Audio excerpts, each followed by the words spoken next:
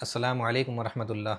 ये वीडियो ख़ास तौर पर उन लोगों के लिए है जो बार बार पूछ रहे हैं कि हज 2027 के फॉर्म कब आएंगे। जैसा कि आप सबको मालूम है कि जो लोग इस साल हज पर गए वो लोग अब अल्हम्दुलिल्लाह अपना सफ़र मुकम्मल करके वतन वापसी लौटना शुरू हो गए हैं और इसी तरह अब हज 2027 का सिलसिला शुरू हो जाएगा। हज कमेटी ऑफ इंडिया ने भी हज 2027 के लिए पहला सर्कुलर जारी कर दिया है, तो उस सर्कुलर में क्या बताया है उस पर नज़र डालेंगे और इसी के साथ ये जानेंगे कि आपको हज 2027 के लिए क्या डॉक्यूमेंट लगने वाले हैं। तो आप अपने कागज़ों को तैयार रखें और चैनल के साथ जुड़े रहें, क्योंकि इंशाल्लाह हम आपको पूरे आपके सफ़र की मुकम्मल तैयारी और आपकी कदम ब कदम रहनुमाई करते रहेंगे इंशाल्लाह। तो चलिए आप देख लेते हैं कि हज 2027 के लिए हज कमेटी ने सर्कुलर में क्या कहा है और किन डॉक्यूमेंट्स की आपको ज़रूरत पड़ने वाली है।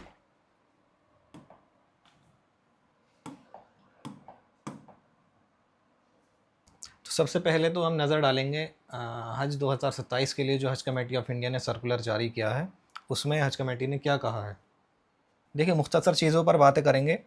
सबसे पहले तो ये है कि आपका जो पासपोर्ट है वो मशीन रीडेबल होना चाहिए, ठीक है। उसके बाद आपके पासपोर्ट की जो वैलिडिटी है वो कम से कम 31 दिसंबर 2027 तक होनी ही चाहिए। आपका जो पासपोर्ट है वो कम से कम 31 दिसंबर 2027 तक वैलिड होना चाहिए। इससे ज़्यादा हो कम ना हो। अगर आपका पासपोर्ट इससे पहले एक्सपायर हो रहा है तो आप इसको सबसे पहले रीन्यू करा लें, क्योंकि अगर इससे पहले एक्सपायर होगा तो आप अप्लाई नहीं कर सकेंगे। उसके बाद अगर आप फ्रेश पासपोर्ट अप्लाई करा रहे हैं तो आप ये याद रखें कि आपके पासपोर्ट में जो है in case of fresh passport applications the surname last name field must not be left blank. अगर आप अपना पासपोर्ट फ़्रेश अप्लाई करा रहे हैं, ये ख़ास तौर से ध्यान रखें कि आपका जो सरनेम है या लास्ट नेम है वो उसमें मौजूद होना चाहिए पासपोर्ट में। अब इसमें बहुत सारे लोगों को कन्फ्यूज़न हो जाएगा कि हमारा नाम तो सिंगल नेम है, कैसे चलेगा।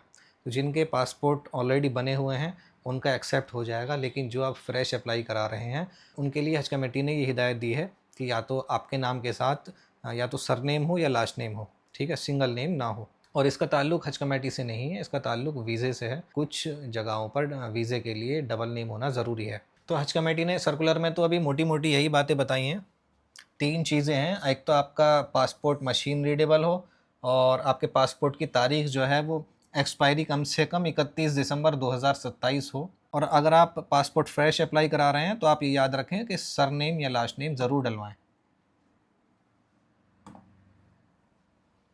अब जिन लोगों के पास पासपोर्ट मौजूद है और 31 दिसंबर 2027 तक एक्सपायरी है या उससे ज़्यादा है, तो अब उनके पासपोर्टों की भी कंडीशन है कि वो किस कंडीशन में होने चाहिए, उसको देख लेते हैं।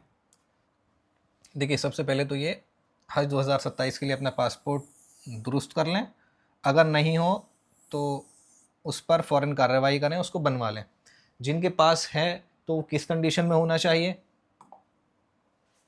देखिए, अगर आपके पास पासपोर्ट है तो उसको हिफाजत से रखें और हज फॉर्म अप्लाई करने से पहले अपना पासपोर्ट अच्छी तरह देख लें कि उसमें इस तरीके से, देखिए, ये शायद चाय का दाग है, ये बीच में से कट लग गया है, इसमें भी बीच में कट है, इसमें जो इंक है वो फेड हो गई है, ये पानी का निशान है, ये बीच में से फट गया, ये भी बीच में से फट गया, इसकी भी इंक फेड हो गई। इस तरीके से अगर आपका पासपोर्ट हुआ तो आप अप्लाई तो कर देंगे, लेकिन अप्लाई करने के बाद जब हज पर रवानगी का वक्त आ जाएगा तो आपको पासपोर्ट की वजह से एयरपोर्ट पर मसला हो सकता है। इमिग्रेशन के टाइम पर आपको वहाँ एंट्री हो सकता है कि ना दी जाए। तो इसलिए आप अच्छी तरह चेक कर लें कि ऐसी कंडीशन आपके पासपोर्ट की ना हो या साइड से कहीं चूहे का कतरा या कटा या मुड़ा ना नहीं होना चाहिए। अगर इस कंडीशन का है तो आप दोबारा उसको रीअप्लाई करा दें, क्योंकि आपने इसी सूरत में अप्लाई कर दिया और रवानगी के वक्त आपको रुका लिया गया तो उसमें आपका अच्छा खासा पैसा कट सकता है और इसके ज़िम्मेदार आप खुद होंगे। क्योंकि पहले वीज़ा इशू के लिए हज कमेटी फ़िज़िकल पासपोर्ट मांगती थी, लेकिन इस साल पहली मरतबा हज कमेटी ऑफ इंडिया ने लोगों के पासपोर्ट नहीं लिए और ई वीज़ा इशू हुए हैं, जो कि पीडीएफ के फॉर्म में लोगों को ऑनलाइन ही दे दिए गए। तो आप ये अच्छी तरह देख लें कि आपका पासपोर्ट अगर कहीं से गला फटा है तो उसको रीइशू करा लें अप्लाई करने से पहले। अब जो डॉक्यूमेंट्स आपको ज़रूरत पड़ने वाली है, मुख्तसर उन पे बात कर लेते हैं कि क्या क्या डॉक्यूमेंट अप्लाई करने के लिए आपको चाहिए।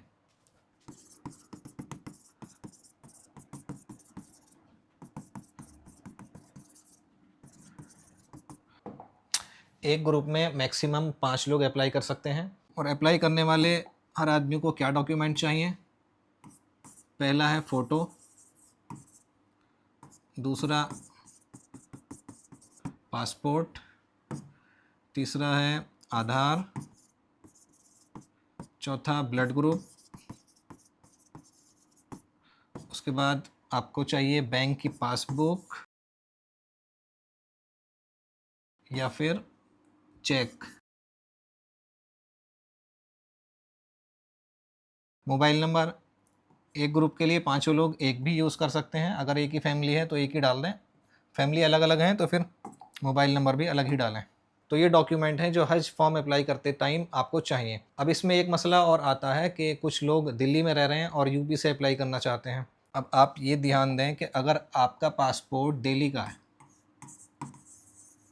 पासपोर्ट आपका दिल्ली का है, ठीक है, आप अप्लाई करना चाह रहे हैं कहाँ से? यूपी से। तो अब यूपी से अप्लाई करने के लिए आपको कोई भी एक डॉक्यूमेंट यूपी का देना पड़ेगा। उसमें फिर आपका आधार हो, बैंक पासबुक हो, या फिर आपका यूपी के जो है बिजली का बिल हो या पहचान पत्र हो। कोई भी एक प्रूफ आपको यूपी स्टेट का या किसी अदर स्टेट का जिससे आप अप्लाई करना चाहते हैं उस स्टेट का कोई भी एक प्रूफ आपके पास होना कंपलसरी है।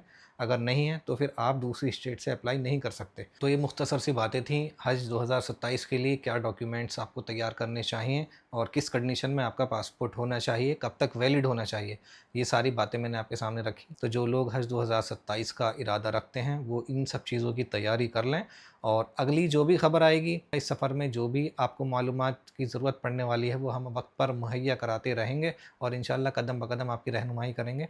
तो आप चैनल से जुड़े रहें और वीडियो को मुसलसल वॉच करते रहें।